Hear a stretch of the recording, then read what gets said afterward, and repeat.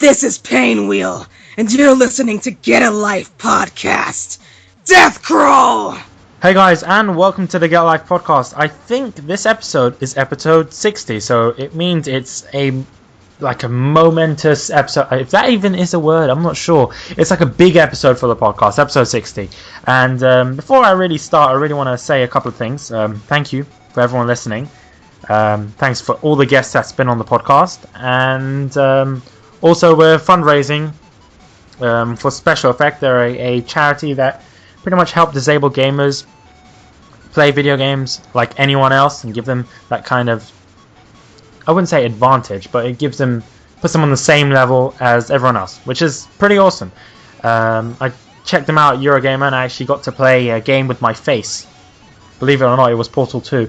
Very difficult game though, I'm not gonna lie. But yeah, we're raising money for them, and I'll put the link in the description. Hopefully by episode 100 we raise £100. I know that's like a small amount of money, but hopefully we can do that. Anyway, moving back to the episode. Like I said, it's a very big episode, so we got someone awesome for you guys. Introduce yourself, guest. Hi, I'm Danielle Mcrae, and I play Painwheel in Skullgirls and numerous other stuff. Told you. So people can't really say now that, oh, bitch, you don't bring any good guests. I brought you Danielle. There you go. Woohoo! Yeah. So yeah, you mentioned you were in Skullgirls, so can you just talk about the game a bit more, what it's about?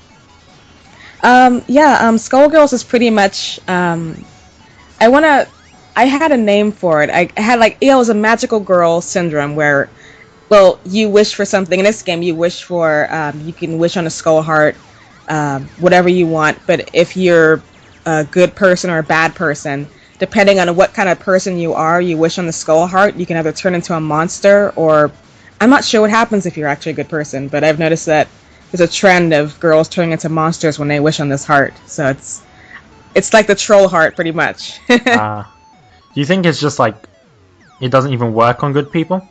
Like it just turns everyone into monsters? I think so. I really think so. But you also have the option to destroy it too. I've seen that happen a lot. What do you mean by that? Well, I don't want to give anything away or spoil anything, but there have been a few characters in the game who've destroyed the skull heart instead of wish on it. I think that it was like their spider sense was tingling and they knew that there was something wrong with this heart, so they're like, we'll destroy it before it does anything to us.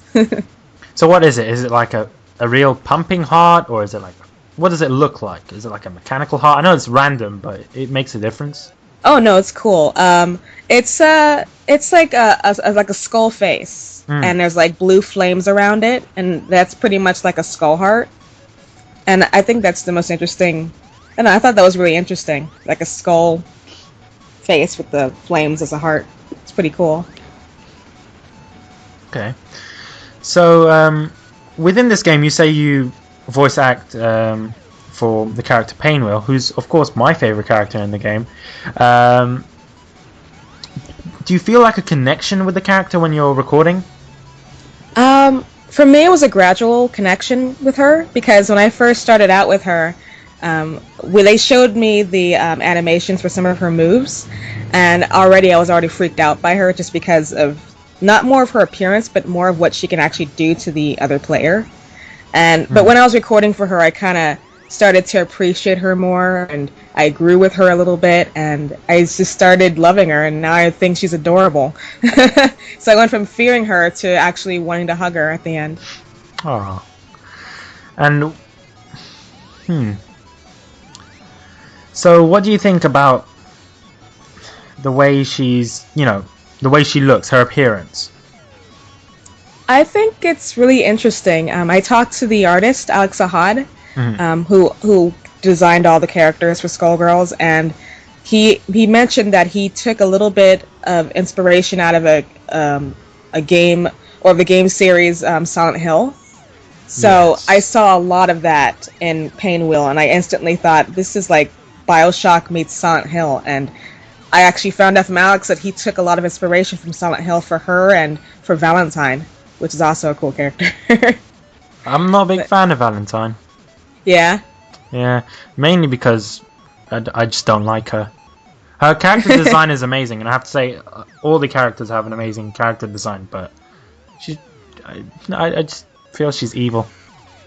Oh yeah. And after I don't what want. she did. Yeah, no, because she is evil. She's very evil. So, of course, I don't want you to be biased here, but who's your favorite character in Skullgirls? It might be a tie between Sarabella and Misfortune. I like Misfortune for the speed, and I like Sarabella just because.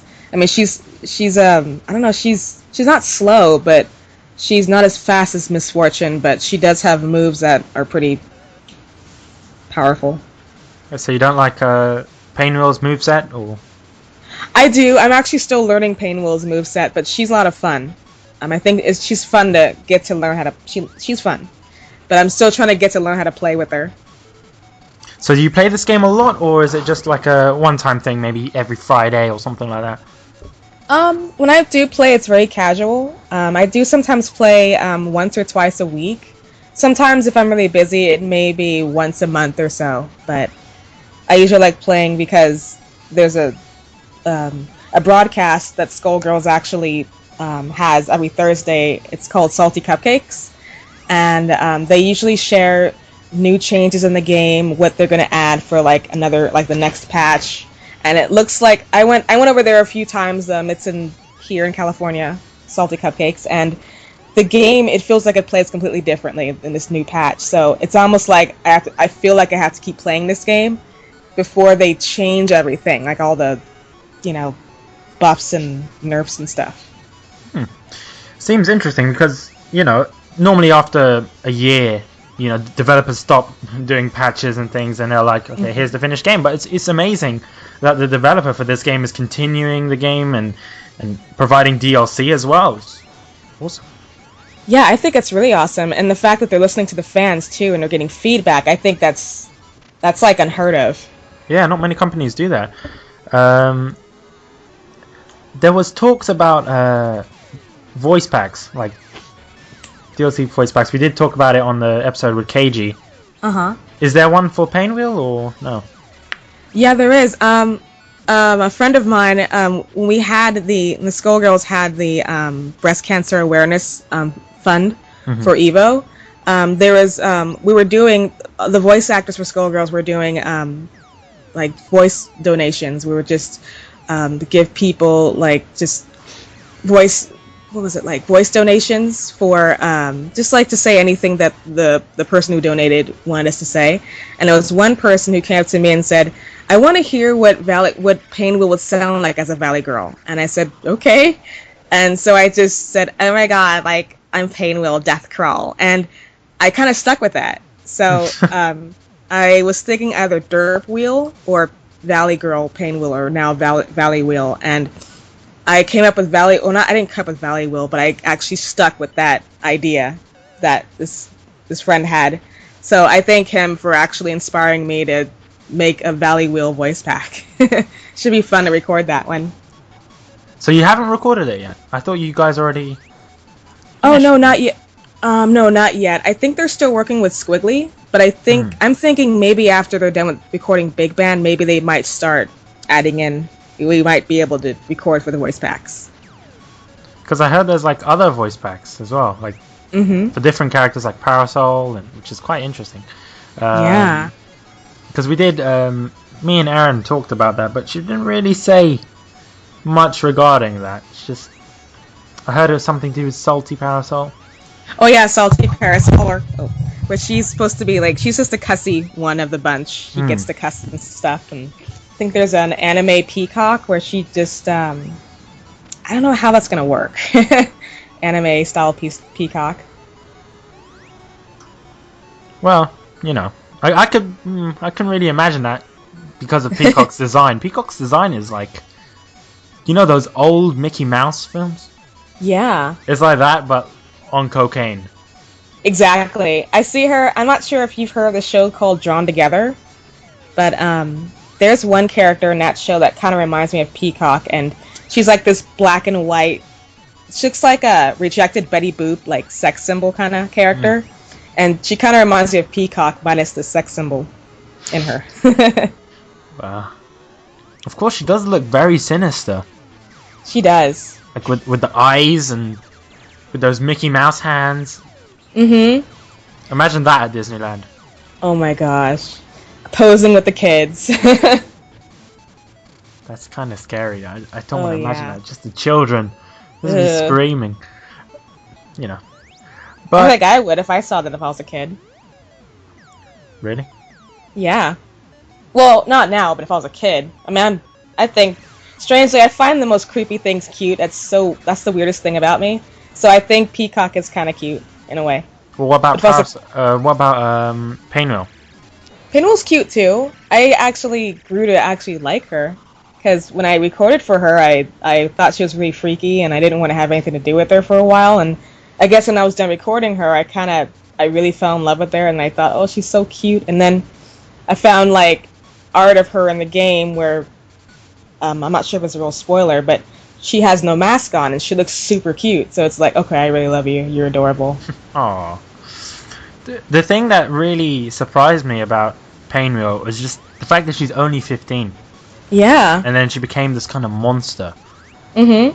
It's just so bad. And when you look at her likes and dislikes, and look, all the likes, flowers, gardening, walking on the beach, like these things sound pretty sweet and innocent. And you just look at her and it's like, whoa. I know. Now, when they first put that up on the website, her likes and dislikes and her character design, I'm like, oh wow, this is interesting. But I think when I first auditioned for her, they wanted more of an animalistic sound for her. So when I saw her pictures, and then they gave me some of her backstory, and she likes flowers, walking on the beach, and dogs. And I'm looking at her image, and I'm like, really? She does? What happened before this?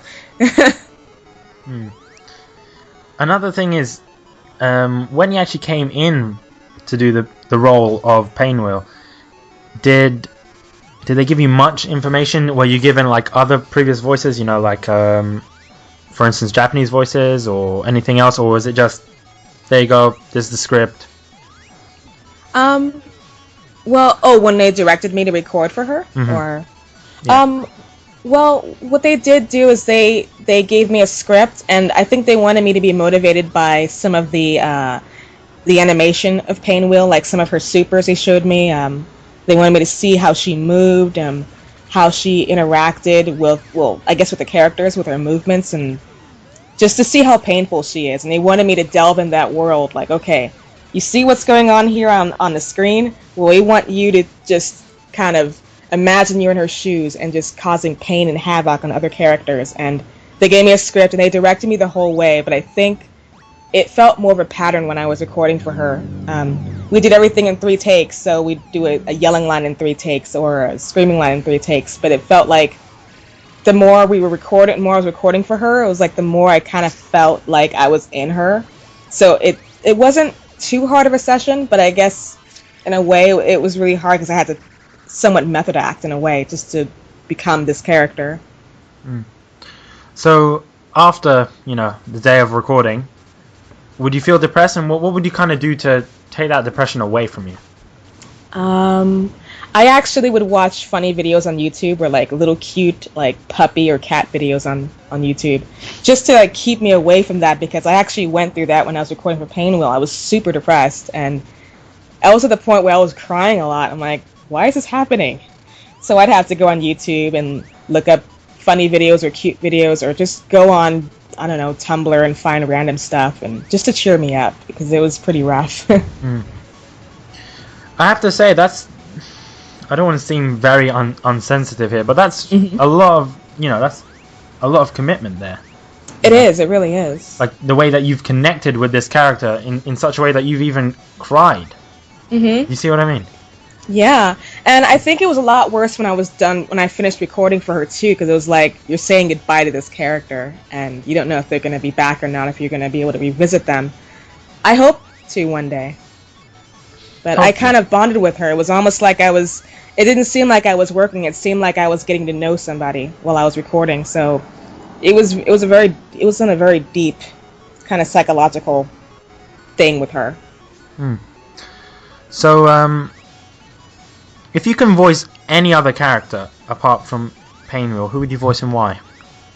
I really wanted to be Parasol because I actually auditioned for her, but I was really happy that Erin got her because she is Parasol. She fits her perfectly. When I read for Parasol, some of her traits kind of reminded me of myself because I have a little sister. I look after her, and she's got this tough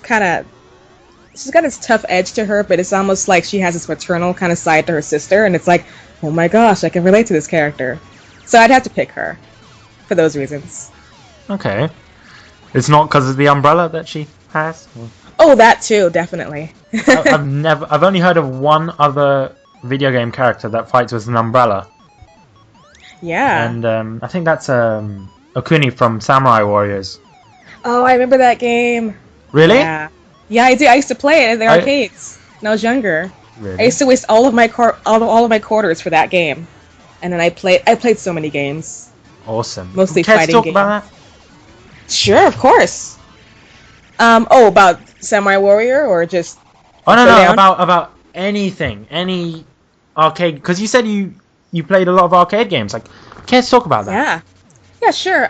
When I was younger, I used to pretty much go to the arcade every day after school. I would just save up all of my chump change and I'd play like lots of King of Fighter games. I'd play Primal Rage. I'd play some Samurai Showdown. I'd play a whole bunch of other stuff. And I could spend 5-6 hours in an arcade. And if I ran out of money, I'll just try and I'll call my dad and say, hey, do you have any more quarters? I want to play some more games. And he's like, well, we'll give me maybe $2 a quarters and then you'll have to leave. It's like, oh, okay.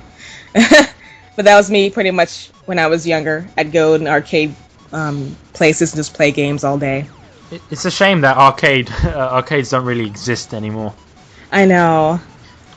But they have been certain places. You know, they're trying to revive arcades in different forms. You know, more adult forms of arcade. Yeah. Especially in London, they have this thing called the loading bar. It's pretty much a gaming bar. You know, you can chill, relax, have a gaming themed drink. Oh, the Monobar? No. Okay. It's that's something totally different. So I think Monobar just has video game based drinks. But you know, it's I would say it's similar to that, but it's called the loading bar. It's in London now. It's in Soho. You know, it's like a casual kind of place. You know, you can have a drink, play some brand new titles. You know, they even had an event a couple of weeks back during E3, which was quite awesome. I have to say I wasn't invited to it, but you know. Aww. Well, hopefully next time you will be. That'll be awesome. Hopefully. I even had them on the podcast before. They're a really awesome bunch of people, and I suggest if you ever visit London, I think you should go visit there. You know? Yeah. Here's hoping. I'd have to go and check it out. So, how did you start voice acting? I really wanted to be a voice actor when I was a little kid, but I used to just mimic voices from cartoons, and at the time I didn't know that was an actual profession. I thought it was just, some... I get this asked a lot, and I usually say, I used to see voice acting as a few guys in the garage room. They would just go and record voices, not get paid for it, and they put this stuff on TV and nobody knows who they are, and I know I kind of wanted to do that. But I guess when I grew up, it kind of changed for me wanting to be a voice actor, and I kind of wanted to do character animation for video games. And I tried to do that in college. It didn't really stick because I had no patience whatsoever with 3D programs. So I took theater, thanks to a friend. They had me take a theater class in college. And I don't know, I guess they did an act where they changed their voice drastically.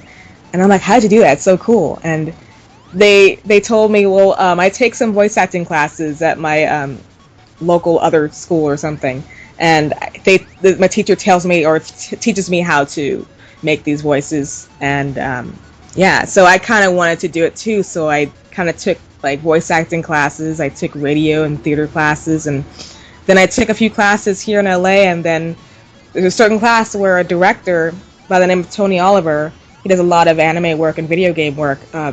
He heard my voice and he said, I think you're ready to work. You should totally work for Bang Zoom Entertainment. And I've been doing stuff with them ever since, and it started pretty much spiraling from that point. Wait a minute. You mentioned Tony Oliver. Yes. I've heard of that name before. I have heard of that name before. He was in a couple of games that I know. I forgot what games. Yeah, he's a busy guy. Bit embarrassing. I really... Oh, yeah. I know who he voices. Yeah, he's in Dynasty Warriors. Jeez. Yeah. Hey, there you go. Jeez, I didn't know that. I'm just so excited. Yeah.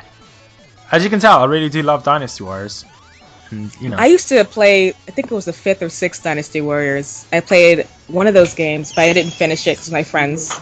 And I'm like, oh, I want to play this game. I want to play more of it. And it's like, well, you're borrowing it, so you can't finish it. Oh, like, one day. Yeah. Have you played the more recent Dynasty Warriors games? You know, Dynasty Warriors 7 and Dynasty Warriors 8 is coming out in July.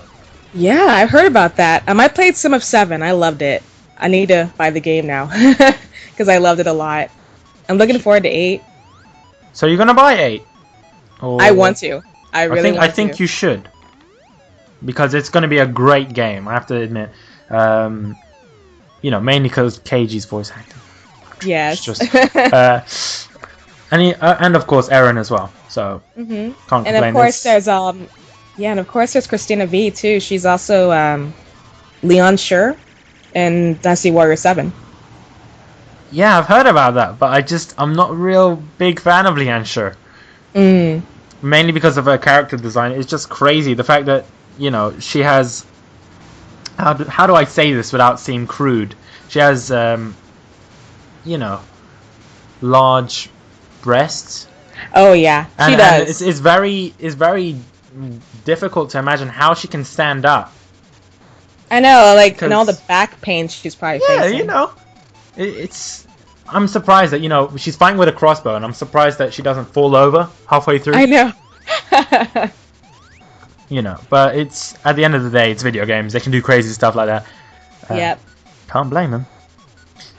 So yeah, continue your story, because I rudely interrupted that as soon as I heard anything to do with Dynasty Warriors. Oh, the voice acting story or the Dynasty Warriors? Yeah, that was pretty much about it. When I met Tony Oliver, it pretty much just started. My voice acting career started through a company called Bang Zoom Entertainment, which is who he referred me to, and I started voicing for different games and anime for them, and then Skullgirls came out of nowhere thanks to Christina V, and yeah, it pretty much took off right after my meeting with Tony Oliver and taking some classes. So was it like a casual meeting, or like you met him on the street, or what happened there? How did you meet?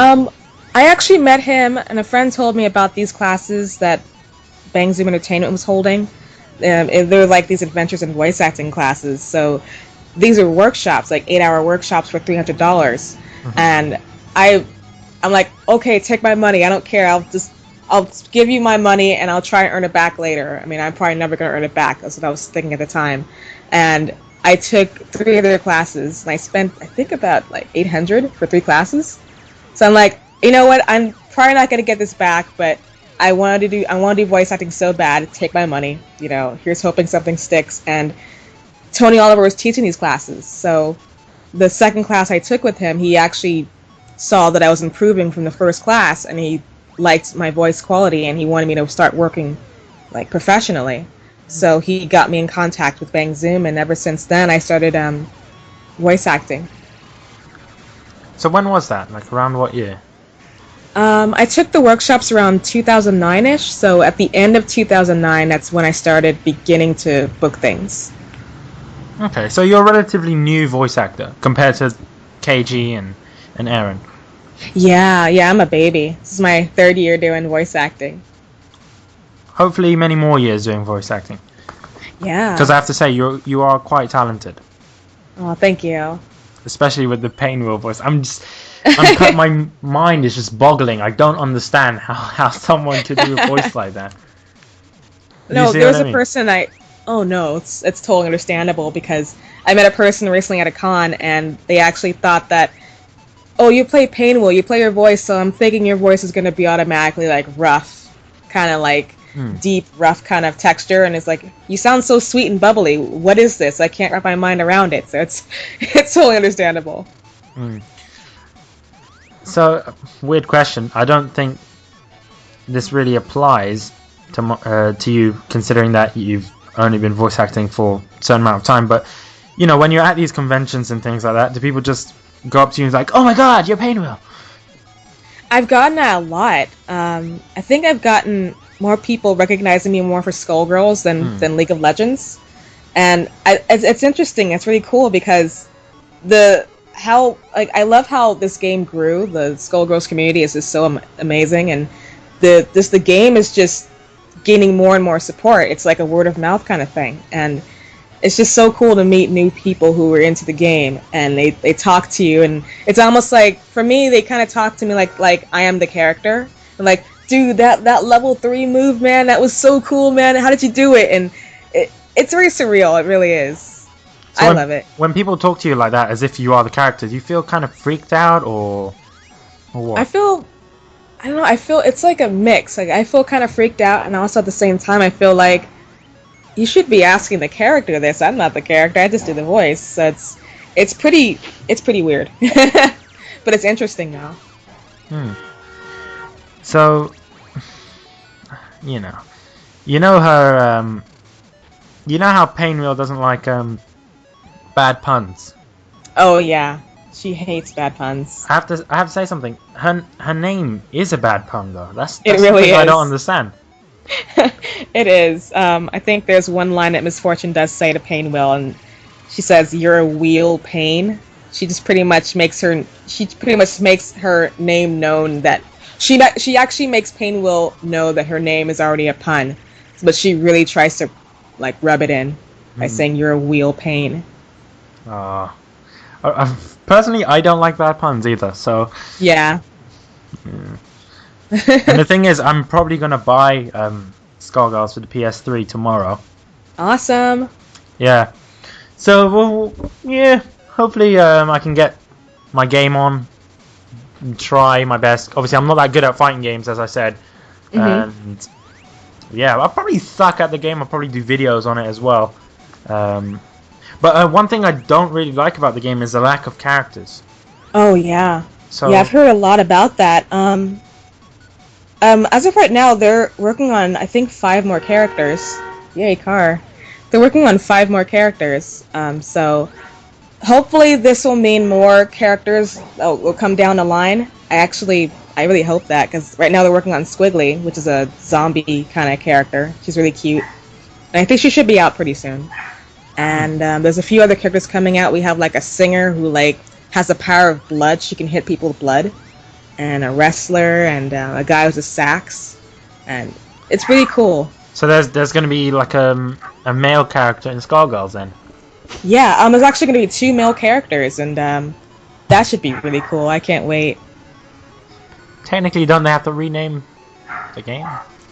No? I actually thought that maybe they did have to rename it, but then I was told that the Skullgirls aren't the actual characters. It's really the Skullgirl, or the girls who wish on the heart and became Skullgirls. But I think, honestly, if the guys actually started wishing on the heart, then yeah, they'd have to change the name. But I think they should. I don't know what they're going to do with that name, though. Skull People? Actually, that doesn't have a good ring to it. I don't know what they'd have to call it. I'm just thinking about the name for the DLC characters, like the 2 male characters. Maybe you can call it the Skull Guys DLC. Yeah. I don't know. Maybe that's an idea. They could do that. That's a good idea. Well, in the end, wasn't it the fans that chose the characters? Yeah. Skullgirls had this polling system where they'd have people choose which character they want to see as the next DLC character, and it was pretty much like a voting thing. And I called it the American Idol for Skullgirls. Like, you pick your favorite, and the other ones, they just wait their turn or something. So it was a pretty interesting process to bring these 2 characters, or 3 characters, into the game. And of course it does cost the developers a lot of money to kind of develop the characters, because I heard that they were raising money on their Indiegogo page, and for one of the characters, I forgot which one, it was like 140,000. Yeah. for a character, and that kind of blows my mind. So if you're thinking that, I'm thinking that, you know, if they're spending that much money to develop one character, it must be a good character. Oh yeah. That character is I think yeah, it was the character I was just talking about. Her name's Squiggly. She's like a zombie girl, and honestly, I really did not. To be honest, I did not think that they were gonna get as far as beating past that goal. But they beat it, and they almost made almost 1,000 or no, 1,000,000. They almost made $1,000,000. And they were really only just anticipating to like raise money for just that one character, but then they got all the support, and they were like saying, "Hey guys, go donate more. Maybe we might get some more characters," and we got more characters. So it's pretty mind blowing. I'm not sure if the Indiegogo page is still open for people to donate, because I want to donate now. I missed my chance, I think. Oh, I think they're still taking donations, but I'm not quite sure where. I don't think it's the same Indiegogo page. It might be another thing, but I might have to look it up. But I think they're still taking some donations. If there is some sort of donation page, guys, I'll put it in the I'll put it in the description of this podcast. So you guys, if you want to, can donate to them. Yeah, that'd be awesome. It goes to work. They don't waste their money. It seems. And what I love about the people at Lab Zero, who make Skullgirls, they also hold streams of like what's going on with the progress of the character, how they animate the character, and they pretty much give people like an inside, like behind the scenes of what goes on into animating a character. So I love how they take the time to show the fans how much work goes into this, and just show them live on the spot what's really going on, instead of people wondering what are their movesets going to be and how they're going to move and everything. I think that's really cool. It is very amazing, I have to say. Because not many developers do that nowadays. They keep it very secretive. And that leads me on to another thing. When you're actually recording for Skullgirls, do you have to keep everything secret, or were you freely allowed to talk about it? Everything was pretty strict. I couldn't say anything until the character was announced. And it was funny too, because it was really hard for me to try and keep it a secret, because I was a fan of this game like for 2 years before it even got bigger. Actually at this status, before it got to this status. So when I recorded for Painwheel, when I first got the call that I was going to record for her, I already said to myself, don't say anything. And then when I went in to record, they gave me this non-disclosure form, and I said, you cannot say anything. It's like, oh crap. So I could not say anything. I think for about 5 months I couldn't talk about it. So how does that feel, like when you can't really talk about any of the projects that you're on? It hurts, because I'm actually under 9 of these NDA things for different games and stuff, and it really hurts. But at the same time, I see it as a good surprise. Like, hey, look, it's finally out. I can finally say something. So it's, I don't know, in a way, it's kind of a good and bad thing. Like, the good thing is like it's a surprise, and it's like, hey, I'm in this. You might be playing it right now. I'm in it. And the bad thing is you can't talk about it. There's times where we have to wait for years or so, maybe months or years to even talk about a project we did. So it gets really hard. Okay. So what if you're doing a project and you can't talk about it, you're under NDA, and they cut the project? Are you allowed to talk about it afterwards? I think, well, if they cut it and they announce that they cut it, I think you can talk about it, since pretty much the NDA is like destroyed after they've cut the project. So I guess you can talk about it, but we secretly don't want that to happen. But it does happen. Projects do get cut, but it's one of those things where you just don't want it to happen, and you just hope it doesn't happen. But yeah, that is kind of a shame, I have to admit. I have a question. In Skullgirls, like for the Japanese version of Skullgirls, do they use Japanese voice actors, or they stick with you guys? I don't know. They stick with us, but I've always been curious on if they actually got Japanese voice actors, like who they would get. Like, I would really love to hear a Japanese dub of this game. I can already think of one actress that I think would be perfect for Painwheel, and there's an actress, her name is Paku Romi, or Romi Park, She does a lot. She was the main character from Full Metal Alchemist, and she was in a lot of other stuff. And she already has that raspy kind of quality to her, so I thought maybe she'd be a perfect fit to like Painwheel. So I'd love to hear a Japanese dub. Hopefully one day that can be a possibility. That would be awesome, I have to admit. Wait a minute. Okay, I was sorry, I just thought that this character you were talking about, I'm just searching her up. This voice actor. Oh, Pakuromi? Yeah. She's done so much. I forgot the main character for Full Metal Alchemist, but he's got like... Oh, Edward Elric. That's the character she played in Full Metal Alchemist. And she did way too many things. I can't even count all the things she did, but she'd be perfect, I think. Well, you know, the game is coming out, hopefully, in Japanese arcades. So, we don't know. Yeah. So would you like to see this game being released in like arcades around the world? You know, so you can go back to those arcade times back in the day. Back in the day, I really would. I would love to see this game released in arcades because, I mean, I have an arcade where I live at, but it's almost like it's non-existent because nobody really knows about it, and it's to the point where people are like, we want to go buy the DLC of this game. We can just download the game on our PS3 or Xbox. We don't have to go out to the arcades and play games over there. But I don't know. I really want to see the arcade scene come back to life and just have more cool games and stuff there. But I'd love to see Skullgirls in the arcades. That'd be awesome. Would be. Another thing is, do you think they'll ever release a disc-based version of Skullgirls? Because it is on the PlayStation Network and Xbox Live Arcade. Yeah. So it's technically is an arcade game, but do you think we'll ever see, you know, a full disc version? You know, with all the DLCs, with maybe more characters, something like that. I'm not quite sure. I actually want to see a disc version myself because I love having like physical copies of games just to collect it. And I had this whole paranoia thing where it's like if I download something like a game, like this actually just happened to me. I purchased The Walking Dead from Telltale Games on my PS3. I'm like, what if my system crashes and I lose that game? Like, I get like these weird like panic attacks. No, but you can re-download it again. You can? Yeah. The thing is, especially with PS3, as soon as you download something for money, or even if it's free, if you delete it, you can download it again. As long as it's cool. Using the same account. Unless someone like closes your account. So you're going to have to be wary of like cyber hackers, but I doubt that's going to happen. Well, oh yeah. You know, with PlayStation, you can't always be sure about that. That's true.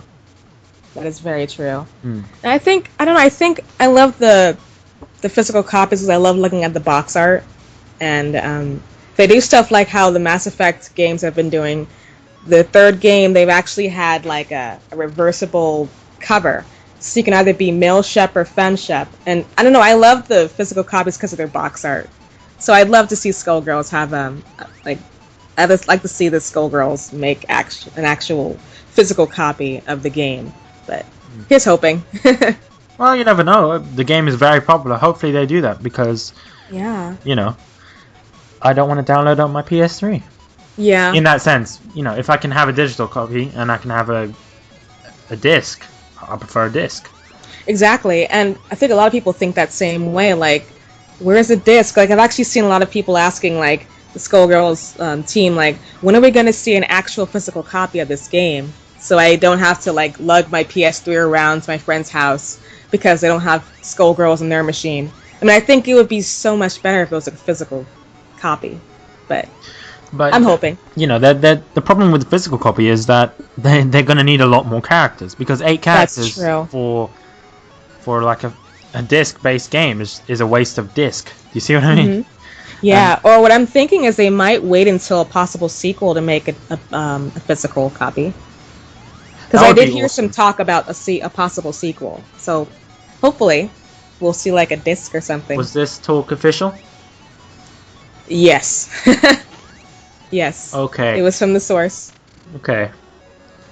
Are you under NDA about that, or did you just say too much? Because I don't really know much about the sequel and what's really going on, but I did hear talks from some of the developers that they are thinking about, because the characters they're getting a lot of characters, and they're considering making a sequel in the future. Yeah. That would be quite awesome. I have to admit that is an awesome idea. Yeah. So you've been in other games. Care to talk about that briefly? Yeah. I've been in a game called Heroes of New Earth, and I play a spider lady in there, and she just spits out like babies and lots of neon colored webs at people. It's really cool. I think there's like video on YouTube, and it's really interesting. Karma in League of Legends. I play one of the soldiers in a game called PlanetSide 2. There's a game called Dragon Nest. It's kind of picking up here in the States. It's like a Korean MMO, and it's like a little kid I play in there. And there's other games that I can't remember, and there's stuff that I really want to talk about. Okay. You said you're in League of Legends. Of course, I'm not really going to talk about that because I'm not a big fan of League of Legends. Do you play League of Legends? I do. Recently, I had a hard drive crash, so my game was completely gone. I had to get a new hard drive, and I have to re-download the game all over again. But when I do play, I don't play as much as I do with Skullgirls. Like, Skullgirls is actually, I find that game to be more, I find more of a connection with that game because I grew up with playing mostly fighting games. So I'll play that a lot more than League of Legends. Like, League of Legends, I'll play that maybe once or twice every few weeks or so. But I don't really play that game as much. So, why do you think the Skullgirls developers decided to make this game a 2D fighting game as opposed to a 3D fighting game? Honestly, I really have no idea, but I'm actually thinking that maybe they wanted to keep the nostalgia. Like, they probably wanted to bring back the nostalgia and bring back the whole 2D fighting game thing. Because personally, I think I really love 2D fighting games. I love 3D fighting games too, but something about 2D fighting games like Darkstalkers and Street Fighter, and I don't know, it holds, like, I have a huge connection to that. So when I found out this game, even before I was casting it, they're going to make it 2D, I fell in love with the game already. So I'm hoping maybe more people will get a trend, get that, see that trend and actually get more 2D fighter games out there, or create more 2D fighter games. Because I've heard people say a lot of things, regarding Skullgirls and comparing it to other 2D fighters. People have been saying it's better than Marvel vs. Capcom 3 and other things like that. And Marvel vs. Capcom 3 is a massive game. Yeah, it really is. I have that game too. Wow. I hear that a lot. I'm like, really, guys? You don't like Deadpool? You guys don't like X-23? Like, no, it's all about Skullgirls. I'm like, that's pretty deep, guys.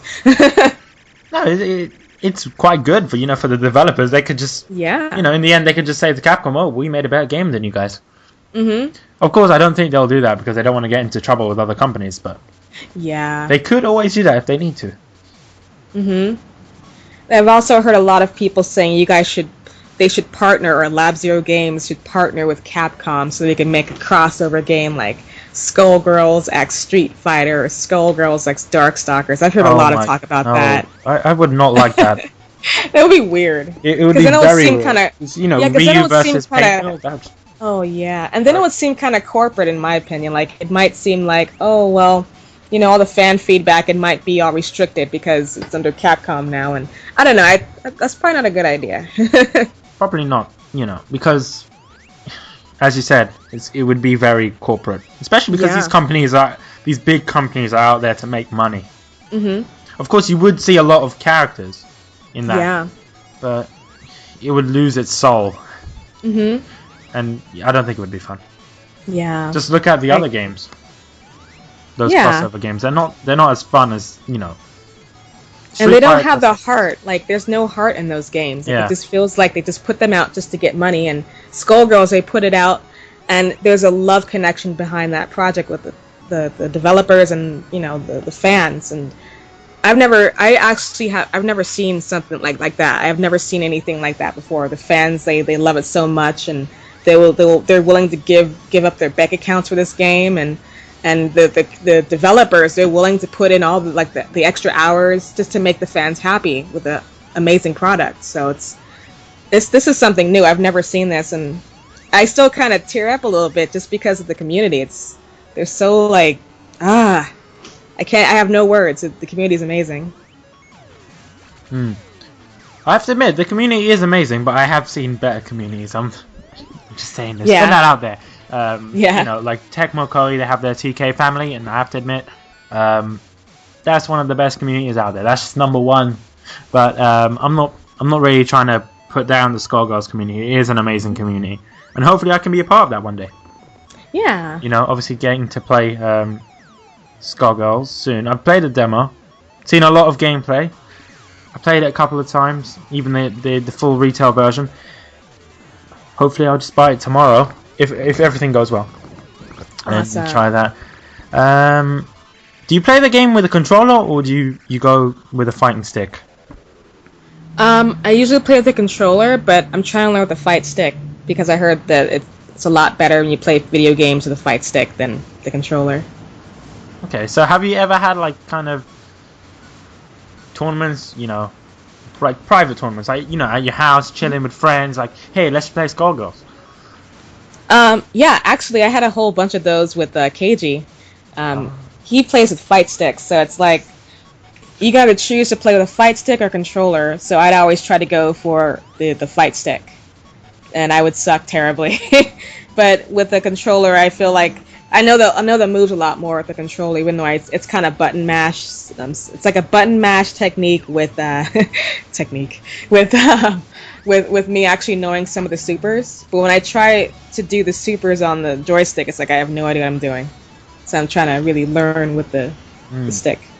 So do you and KG only play that game, or are there other fighting games that you and KG play? Cough, cough. Dead or Alive 5. Cough. Out there.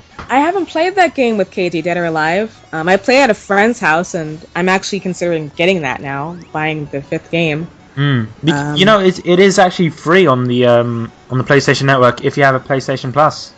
Yeah, I've seen that. Yeah, and you know, really KG's in that considering it. game, so. Oh yeah, and it's a fun game. It's an amazing game. It is an amazing game, I have to say, because Tecmo Koei did put a lot of effort into that game, and they did, you know, listen to the fans, of course. And I think they're releasing a new one, Dead or Alive 5 Ultimate. I'm not sure if KG's in that game. I don't think you can talk about it. Yeah. But, you know, there is English voices, so we don't know. Maybe he's in. But, you know, Tecmo Koei tend to reuse voices a lot. So I'm not sure if KG's going to have much voice acting. Do you see what I mean? Yeah. So, you know, what would happen if there was a Skullgirls 2 and they're like, yeah, we don't need you, we're just going to reuse voices? Oh, that's gonna remind me of the whole like Metal Gear fiasco with what happened with David Hayter and Keith Southern.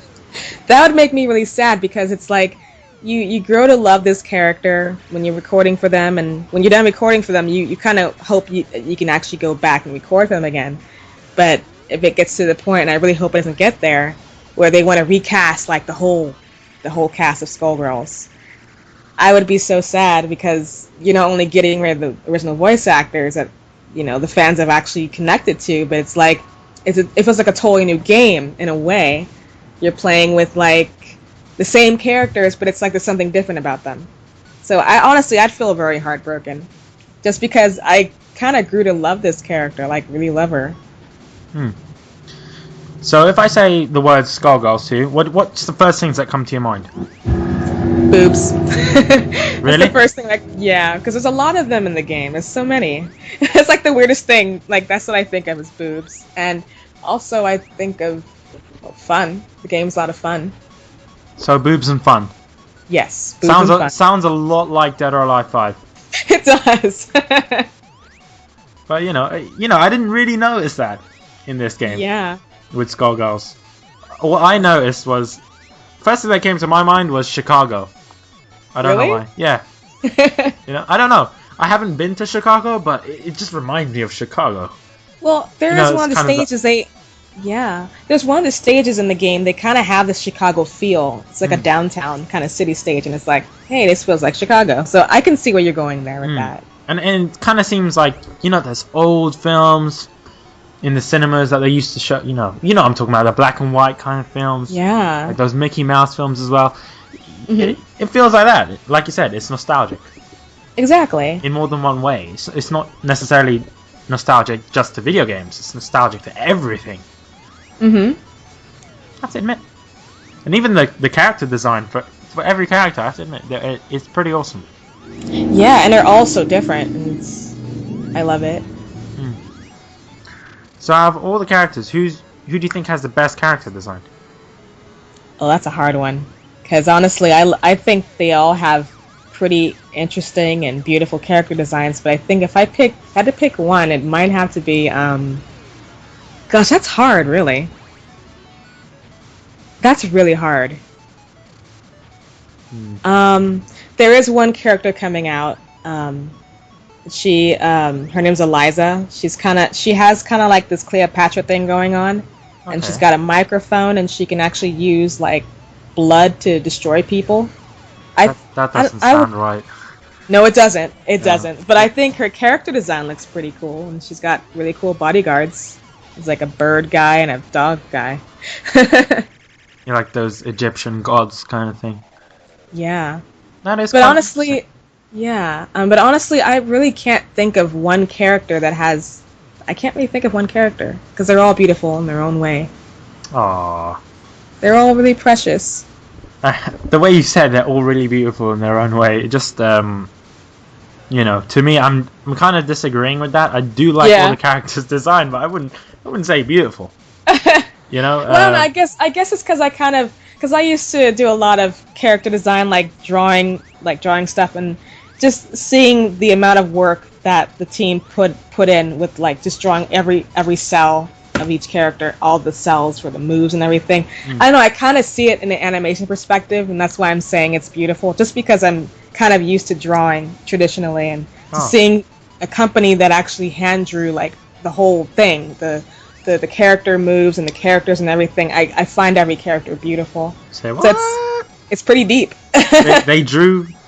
Yeah, by they hand. hand drew. They drew everything by hand. Oh no, they drew everything by hand, and it's really amazing. That is actually legit.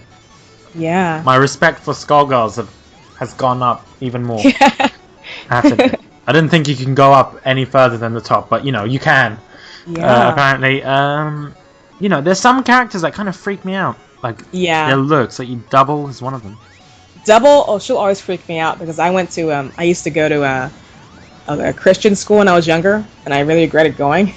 There's this, for some reason, I don't know why this was and why this was a thing, but there was a nun that used to come to my school like once a week, and she kind of looked, her outfit kind of reminded me of Double's, just because it was the whole like the nun get up, and I'm like, so whenever I see Double, I think of that nun. I'm like, I'm afraid of you, because she was also kind of mean too, so I'm like, I don't like you. And it's the other thing that's like with her is it's not the fact that it's the nun that scares me. It's the other thing. I don't know what that is. It's just weird. Oh yeah, that's I don't even know what that is either. And I play the game a lot, and I still can't figure out what that thing is. It is very weird. And the other character with like the two arms. Oh yeah, Sarabella. Yeah. That's quite awesome, I have to admit. Imagine that in a fight in real life. I know. But, it's kind of scary in other ways.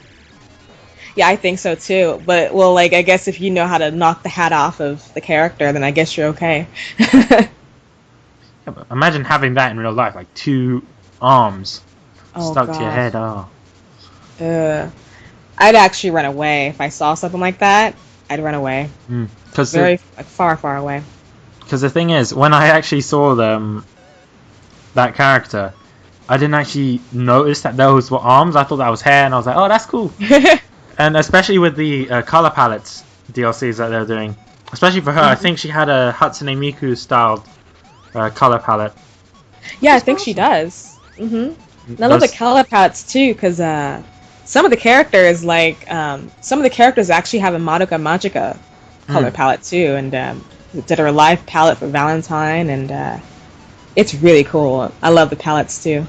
Palettes are quite amazing. I'm not gonna lie, but the thing is, when they're doing that, don't they have to ask permission? You know, from those people that made those other games. I'm not too sure how that works. I'm hoping that they ask permission, because that would not be cool if they didn't. I'm not sure how they actually go about doing that. Because a lot of these, you know, color palettes were taken from games, you know, that are very popular in Japan. Mm-hmm. You see what I mean? Like, you know, there's Naruto, that's an anime. You know, like you said, there was Dead or Alive, there was the Hatsune Miku one. You know, she's very big in Japan, and just to include some sort of reference to Hatsune Miku is pretty big. Oh yeah, that's huge. And it shows the diversity of that company that did that. Mm-hmm. Like I said, the respect for Skullgirls is going even higher now. So, any other games that you like? I really like. There's this one game I just did come out, The Last of Us. I love that game. Oh my god, that's an amazing game. I know. I really feel that feels more like a movie than a game. Like it's so beautiful, but to me it feels like I'm watching a movie. Even while I'm playing, it feels like I'm watching a movie. So I told a friend of mine, they were saying, how do you like the video game? I'm like, it's not a video game, this is an experience. This is like a movie experience. This is not a game. I mean, you have a controller in your hand, but it's almost like you're watching a movie, and you're pretty much bringing it to life in a way. So I call it like an experience. There's other games too that I like, but there's too many to count. I'm looking at my game shelf right now, and there's just way too many games. And are they all for the PlayStation, or are there other consoles that you play on? Yeah, they're off the PlayStation from 1 to 3. Wow. So I'm guessing you still have the PlayStation 2 and the PlayStation 1. I do. I used to have 3 PlayStation 1s, and I sold 2 of them. What? Why would you have 3 PlayStation 1s? Well, because I lived with I lived with like 3 other siblings, so there were times where we didn't want to take turns with playing on one system. So we thought, let's just go and get 2 more systems and use them on different TVs and just play games simultaneously. Whoa, how many TVs did you guys have? This is just crazy. Well, we did have 3, and then we kind of downsized and got rid of one of them. And yeah, that was interesting times back in those days. So I'm guessing you had like 3 PS2s as well. Well, we had 2 PS2s. I actually waited until there was a sale on a PS2, and I got another one. But now I just have 1 PS3. Thank God. I know. That has to be crazy. Just watch, give it some time. Be like 3 PS4s now. So I'm guessing you're gonna stick with PlayStation. Yeah. I also want to try out the Xbox. I played the Xbox 360 a few times, and I love it. And I want to try and get one soon. Well, you should, because they're doing like price drops now, and awesome. they have actually released a new Xbox 360, the really small one. Is it like a Slim? Like an Xbox Slim? Oh, they had an Xbox Slim. Well, I have that upstairs, but they've released another Slim, which looks cheap and tacky. It's just like, ugh. Because I thought the PlayStation 3 Super Slim was cheap and tacky. It is kind of cheap, but it's very sleek. It's very nice design. Yeah. Although it feels kind of cheap when you're changing the disc, because it doesn't have that That's so true. That is so true, because I actually have a Slim. I have a PS3 Slim, and I'm looking at it right now, and it does look cheap. Which one is it? Is it the one with the slot loading mechanism, or the one with the with that rubbish disc tray? It's like the slot version. Ah.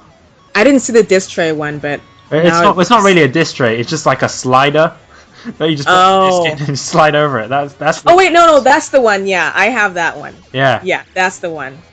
I'm looking at it right now, and it's just like, you just look so, and the sound it makes when you're just changing the game. I would just record it right now. I know this is a bit. Oh, you're gonna record it. Oh my god. That doesn't sound right.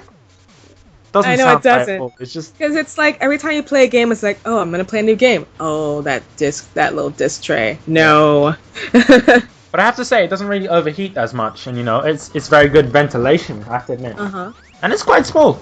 I have to, because the first PS3 was massive, and even the next one after that was still quite big. This is quite small. It's, and it's a very nice design. Yeah. But it just looks so cheap. I can't. From far away, it looks nice, but then when you go closer to it, it's just like, oh, I can't believe that I have one of these. Yeah. I should have got the other one, but yeah. Sony are doing their best, with that. I can't, they have to cut corners somewhere.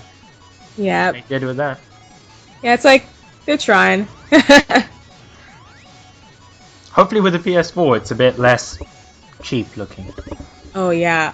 The PS4 to me, I mean, to me it looks like a VCR, just because it's so big and everything. It looks like a big VCR. It's like, wow, it's going back to 1985 now. Really? VCRs. Yeah, it kind of looks like a VCR.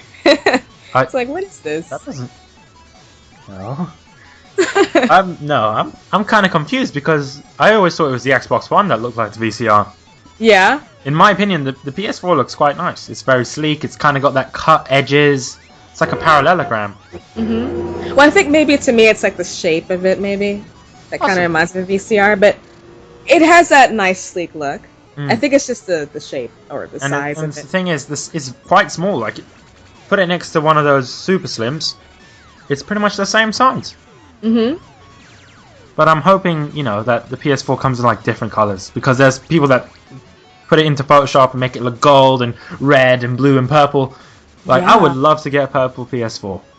That would be awesome if they had like a, you can get them in different colors. And Sony are well known for doing that, because they had like silver PS3, I think a gold one, and red, blue.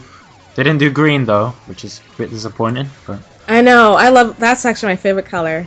Really? Green. Yeah, I love green. I actually love green and purple. So I'm like, guys, one day you can do it for PS4. Just make a green one. That'd be cool. Exactly. Someone that agrees with me, because not many people like green. What? I love green. Well, that's not cool. I love green. Yeah. Green's an awesome color. It is. If only they could make like green controllers. That'd be cool. That'd be cool. If they can't make a green console, they can make green controllers. It would look a bit odd though. Green controllers. Yeah. Without a green console. color mix matching. Like, there's some people that have like these controllers that have crazy stuff on it, like see-through ones, and that would be weird. I wouldn't like that. I know. I don't want to see what's inside the console. I don't want to see its business. Exactly, because you don't know what's going on in there. They could be like little elves controlling the console or something. I always thought there were bugs, but I like elves better. That'd be cool. But at the same time, if there was elves in there, I really do feel sorry for them. I know. Because they'll get so hot all the time. They'll probably melt, probably burn on fire. It's not a good life to be an elf. I know. No see-through consoles, guys, because we don't want to see what's going on. We don't want to see your business, what's going on in the system. Yeah. It's better as a mystery, I say. It's better just not seeing anything. But people do open up these consoles and see how it works. I've actually seen videos on YouTube. They actually do that. And there's people that have taken the console and put it inside a PC. Yeah. So they can have their PCs playing PS3 games. I have to admit, that is quite genius. It is. Like, I really have a lot of respect for those kind of people. Although they're not supposed to be doing that, because they're voiding warranty. But yeah, like, I've seen people that doing that, and then they sell it for $300. Wow. Of course, they put in like a PS3, an Xbox 360, and an amazing PC. But you can buy an amazing PC for like a couple of $100. And then you can buy an Xbox and a PS3 with that. Exactly. Much cheaper. People don't understand, but there you go. Yep. Yeah. Another thing regarding the PS4 is like they're going a lot. They're doing quite a lot to make this console better than the Xbox. Mm-hmm. And as we saw at E3, it was a lot of people like, yeah, I'm gonna buy PS4, and then Xbox recently announced and said, yeah, everything that we said at E3, that doesn't matter anymore. We're just making the console like the way you want it. I'm like, whoa, they're only doing that just for like some sort of corporate kind of thing, you know? Maybe they thought they were losing too many sales, or even before the console was even released. You know, they didn't want to lose against Sony. That's exactly what I saw too. It's like, well, they won, but we gotta take the upper hand. Let's do this now. And you know, I like the changes, but you can totally tell that that's what they're aiming for. And it's a shame because I don't really like it when companies take advantage of their customers. I'm not saying Xbox is doing that. I'm just saying that, you know, it seems like they're doing something like that. And they've done it before. I'm just gonna say it plain and simple. They've done it before. Of course, even Sony has done that before, but not as much. Yeah, I mean, I actually don't like when companies do that, where they just want to follow the in crowd instead of do something that's completely unique or do something their way. I don't like when they try and change it just to fit, you know, the whole, hey, let's go be this company, or let's go and mimic this console now. I don't like that. Just stick with your idea, you know? Just make it unique. Another thing I didn't like was the whole console wars. It's a really stupid idea, and you know, we all know that there is going to be other consoles, and people will be playing other consoles, but I don't think it would have been a big deal if the actual manufacturers of these consoles, or the people behind the consoles, they're the ones that created this console war, and I don't think it should continue with the next gen consoles. I think it should be like more friendly. Be like, hey, we make a console, you make a console, that's fine. I don't think we should compete against each other, because that's what Nintendo are doing. Nintendo are like, hey, I don't care, I'm just gonna make my own console, and we'll see how it goes with that. And then they're doing quite a good job. Yeah, and I think that's a good idea. I mean, I don't really see the reason why there's like all this hate between console and console. It's like, why can't you all just love each other and say, hey, we make consoles, and people can buy whatever console they want. Exactly, and the thing is, especially with this next generation, the two consoles are pretty much the same. It's like that's true. The insides and everything inside it, and it's pretty much a PC in disguise. Yep. And I'm like, wow. People are actually arguing, saying, oh yeah, Xbox is more powerful, or controller for PS4 is more amazing. It's the same kind of thing. Yes, there are subtle differences here and there, but if you strip it apart, it's pretty much the same thing. Exactly.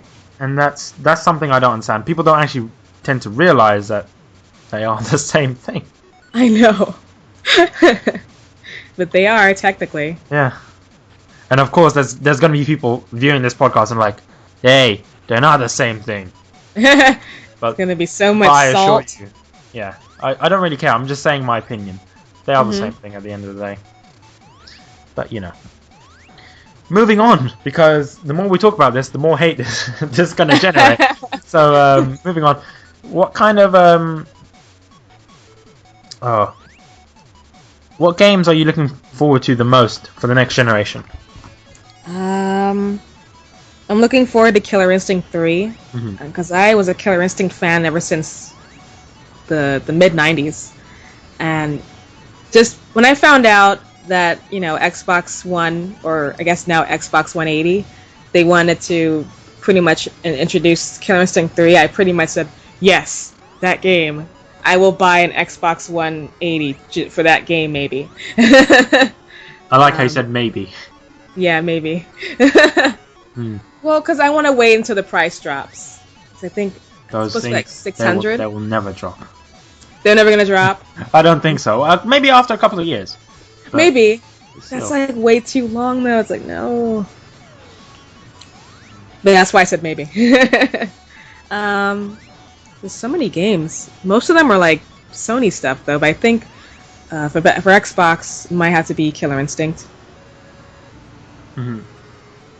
Something I don't understand is, you said it's called Microsoft Xbox 180. What is that? I don't really know. Well, I found out, I read an article that actually said it was like Xbox One now wants to be called Xbox 180 because I guess they said they wanted to make it like we made a 180. We're trying to be like PlayStation, so now they want to call it Xbox 180. And I'm like, why can't you just keep yourselves like as Xbox One? Why call it Xbox 180? I don't even think the name Xbox One suits it. Yeah. I think they should have just called it Xbox Next. That would have been a nice name. That would have had a I agree. It's simple, you know. Hmm? It's the next gen of consoles, and it's an Xbox. Duh. Exactly. But you know, of course, the guys at Microsoft do know best. Mm-hmm. And that was sarcasm. If you guys didn't really get it. No. Yeah, no, I got that. Yeah. I'm just hoping that people from Microsoft aren't really listening because It's like, what is this? yeah, Hate? they're probably just gonna assassinate me or something. And that would not be good. Yeah, of course. Although Microsoft are a reputable company, I'm not gonna lie about that. It's just I'm a Sony fanboy at heart. I can't really, you know. The thing is, I did actually get an Xbox 360 before I got a PS3. I got a PS3 just for Christmas this year, well, 2012. But there you go. Haven't even had it for a year. But yeah, it's because I really do love Sony, and the thing is, I'm more inclined to stick with Sony for the next generation of consoles, mainly because the games, and I'm a big fan of Tecmo Koei and the games they make. So, and they tend to making like games that are PlayStation exclusive, mainly because the Xbox isn't popular in Japan. So I don't want to risk not being able to play the games that I love. So that's why I'm Team PS4. Woo! Yay! High five through the internet. I'm Team PS4 too. I'm trying to high five the microphone, but I don't want to break it. No, I did like an air high five, but that's not really. Yeah, no, we can't. I'm high fiving the screen. Does that count? We could. That counts too. Oh. Or what I was thinking is we can do it telepathically. Yeah, but then people won't. Oh, yeah. Well, I don't have that power. That's the thing. oh. I can't do that. Yeah. Maybe it's only voice actors. I don't know. I took mine from an X-Men, so that's totally cool. Like Charles Xavier. Yes. So do you think all voice actors have like superpowers? I feel like most voice actors have superpowers. I don't know. It just honestly, I think a lot of the voice actors, I think their superpowers are, you know, just doing voices, doing different types of voices that you really want to do. And I don't know. I honestly thought even before I became a voice actor, they have superpowers. That's their voice. That's their superpower. And I still think that way. So do you think you'd be as big as certain voice actors out there in a couple of years' time, or? I'd hope so. I mean, actually, when I think of when I do voice acting, I don't really think about how big I might be in the next few years. I just hope I continue to do it. I'd love to continue to do this like 5, 6, maybe longer years time down the road. I just would love to continue to do this, but I think what I've noticed a lot of voice actors is like they don't really see the fame like playing a huge part in their career. They see like all they see is like, when's my next job? What else am I going to work on? And will I be able to continue to work like for years and years, like or forever? I think that's pretty much what we think of is like, will we still be able to work like years down the road? Because it is a very competitive job. It is. Now you said that, I kind of just have this image in my mind of like voice actors not being able to get a job in voice acting, and then they have to do something else, and that's just painful to just imagine that. Yeah. Or like there's times where, you know, if you have a slow week or a slow month and it's like you don't know what you're gonna do. That happens a lot. Oh, so voice actors don't tend to have like other jobs, or they just doing it full time? Well, most of the voice actors that I've come across, they have part-time jobs. Some of them works as like waitresses or just working at like a retail store, but they have another job to sustain them, and then of course voice acting. So it's like they have 2 different identities. Okay. For some reason, all I can imagine is KG. KG? Yeah, dressed as a Japanese maid. Oh, hey. I don't know why. You know that the maids in the animes.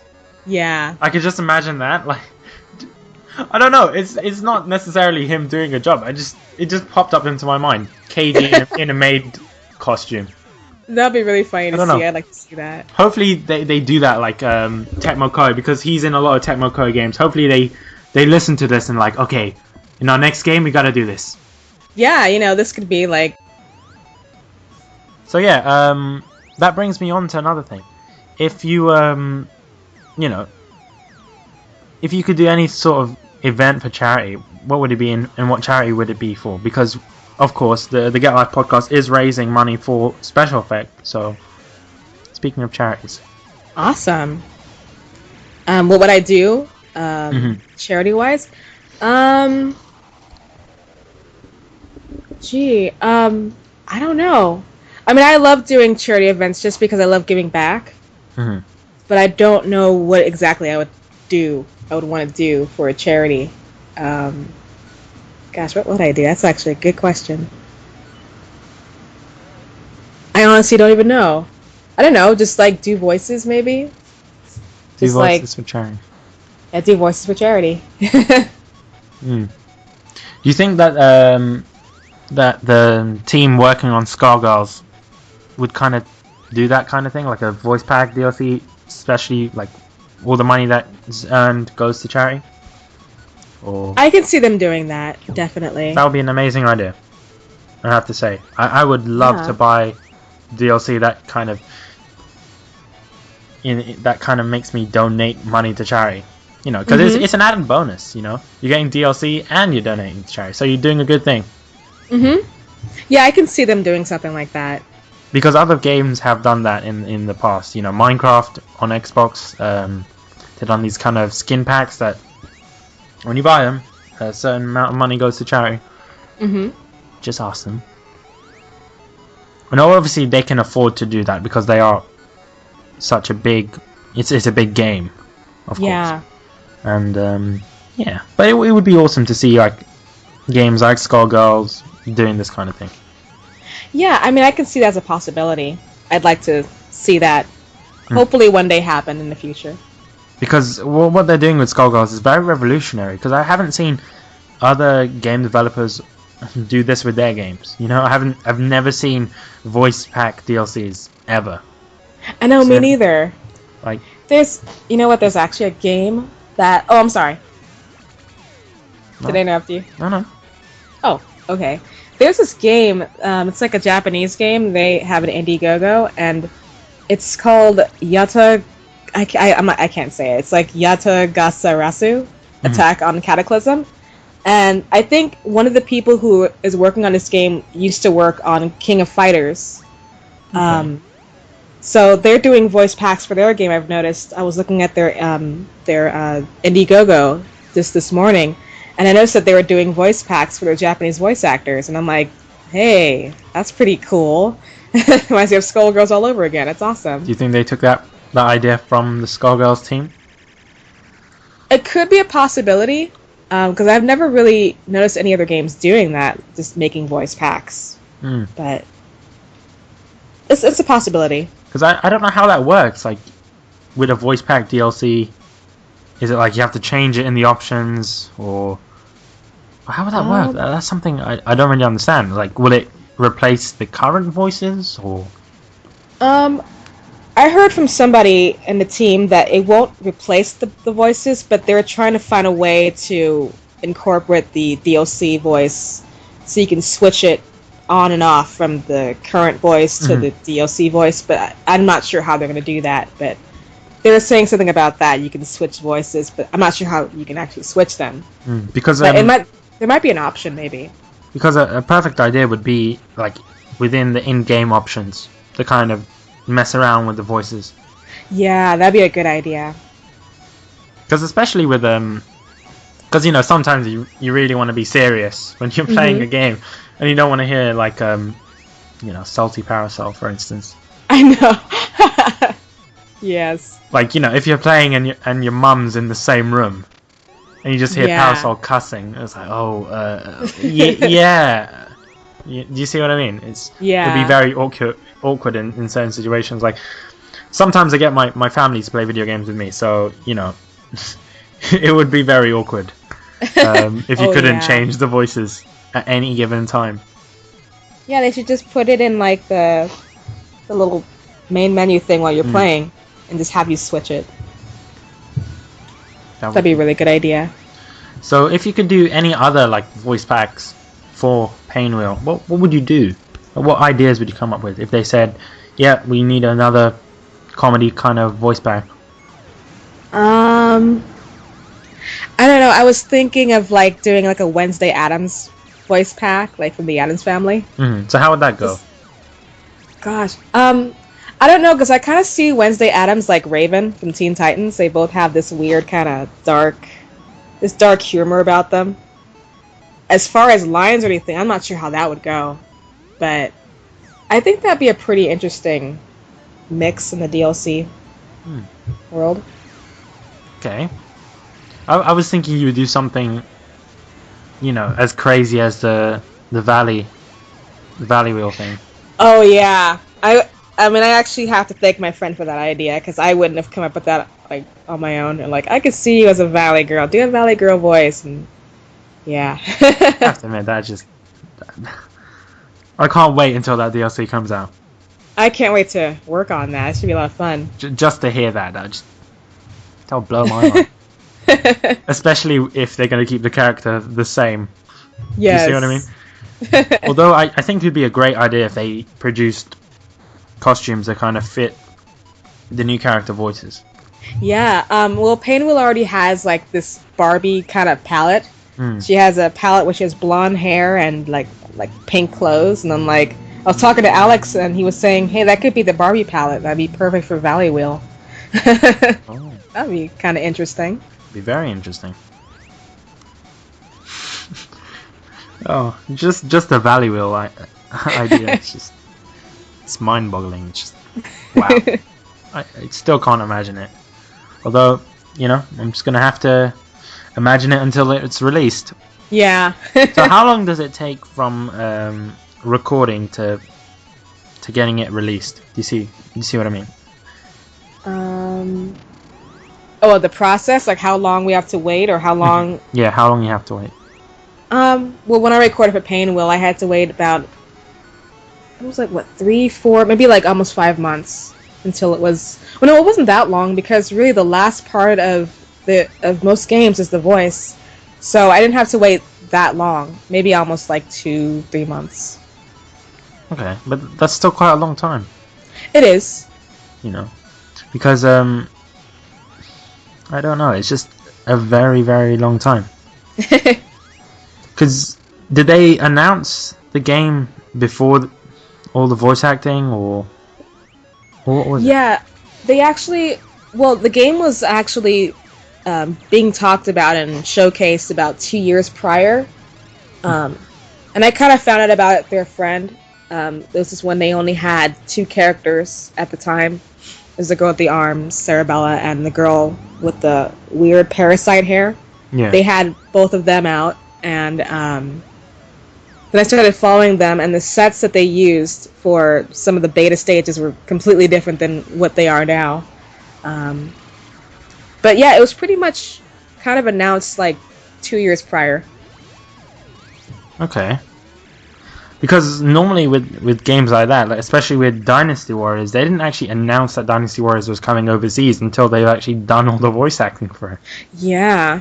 So it's quite weird that they would announce a game early on without kind of finishing off the voice acting, because the problem is that with announcing a game so early, it could get cut at any moment. Exactly. Like, look at Final Fantasy Versus. Like, we've been waiting how long for that game to be released? I know. And it's like, wait, well, here it is. It's Final Fantasy 15. I think they should have just not even announced it until they got everything ready. So just leave it a mystery and have us, have us wonder, will there be another Final Fantasy, instead of tease us and then make it seem like it's going to get cut. Because that's what I do with the podcast. I don't tell people that yeah, we got KG on or whatever in case there's there's some sort of emergency and people can't make it or whatever. See what I mean? Because I don't want to give people false hope. Yeah, I think this is actually a good way to do it, just to surprise people. It's like an NDA, yay! Exactly. Well, but this is cooler. It's this a fun is cooler. NDA. Yeah. Well, any last words? Yeah, I have a few last words to all the fans who followed me for the past 3.5 years. Thank you guys so much for your support. It means a lot.